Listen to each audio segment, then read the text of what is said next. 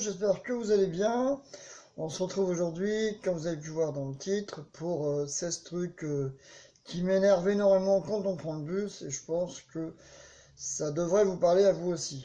Voilà. Première chose qui m'énerve, quand on est à l'arrêt de bus, c'est ceux qui arrivent après vous, mais qui tueraient père et mère pour arriver à passer avant vous, y compris avant tout le monde.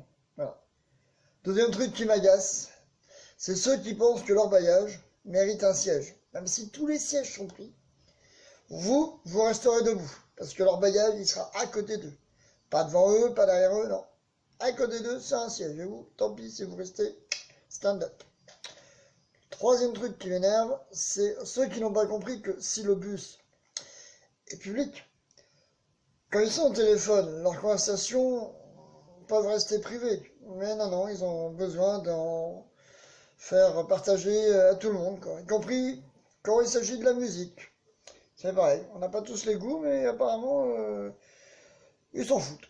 Ah. Quatrièmement, il y a également ceux qui ne comprennent pas qu'un sac à dos, ça ne se tient pas forcément dans le dos quand on est en station debout dans un bus bondé, ça se met entre ses jambes. Voilà. Que sinon, vous prenez 20 gamins avec 20 sacs à dos, et ben vous pouvez plus vous asseoir, il n'y a plus de place. C'est top. Cinquièmement, et ça c'est quelque chose qui devrait énerver tout le monde, je pense, c'est ceux qui refusent de céder leur place aux personnes âgées, aux femmes enceintes ou aux personnes invalides. Voilà. Rien de ça, c'est catastrophique. Voilà. Par contre, si c'est une belle femme, alors là, ils se lèvent bien volontiers. L'hypocrisie continue, tiens. Voilà.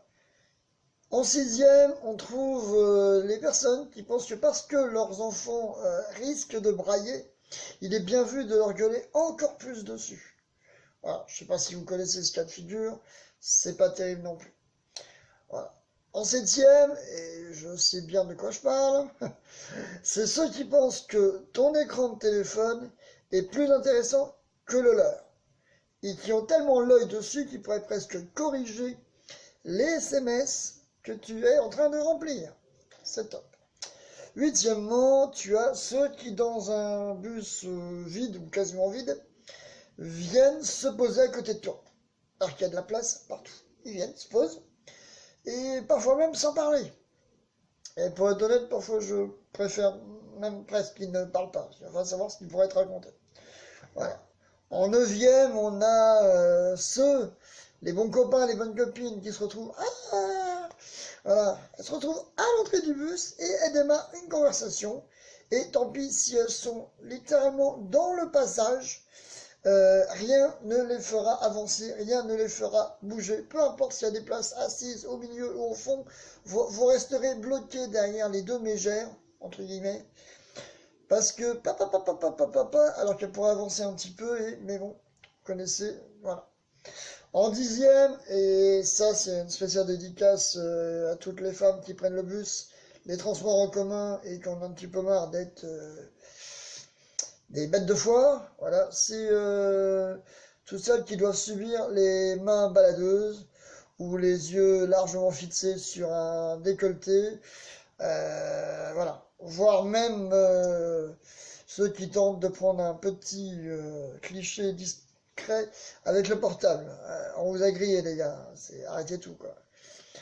En 11e, vous avez ceux qui vont venir vous adresser la parole, voilà, qui ne vous connaissent pas du tout. Mais vous, par contre, vous saurez tout de leur vie avant d'arriver à destination.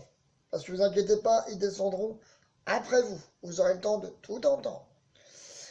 En 12e, vous avez ceux qui font style qu'ils n'ont pas besoin de s'accrocher. Hein.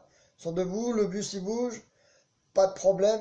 Ouais, mais au premier virage, bing, vous les atterrissent sur vos jambes, sur vos pieds, voire même sur vos genoux. Si c'est une jolie demoiselle, je n'ai rien contre. Mais en général, non, c'est plutôt des gros balourds, quoi. Voilà. En 13e, vous avez tous ceux qui pensent que l'intérieur d'un bus, c'est un snack, c'est McDo. Ils mangent, ils boivent, ils en foutent partout, ils laissent les paquets d'emballage, c'est la fête. Et rien à secouer de ceux qui passeront derrière. Le siège est maculé et embourbé presque au niveau, maculé de traces. C'est une horreur. En 14e, vous avez ceux qui ont tenu à finir leur cigarette juste avant de monter dans le bus. Voilà. Et qui, en montant dedans, vont bien empester tout l'intérieur du bus d'odeur de cendrier froid. Voilà. Pour ceux qui ne fument pas, vous savez de quoi je parle. En 15e, on a également ceux qui ne payent pas leur ticket. Alors, personnellement, je m'en carre, mais c'est surtout plus embêtant quand il y a contrôle et que finalement le bus reste immobilisé 10 minutes et que tu vas rentrer en retard chez toi à cause de branleurs qui veulent faire des économies. Voilà. En 16e, et là je crois que j'ai gardé le meilleur pour la fin, on va parler de ceux qui oublient tout dans le bus, voire même parfois leurs propres enfants dans la poussette. Voilà. Et vous, dites-moi dans les commentaires, qu'est-ce qui vous est arrivé dans le bus? Ça m'intéresse. C'était Locus, je vous fais des gros bisous, et n'oubliez pas, soyez pas dégueux, ou alors dégueudins.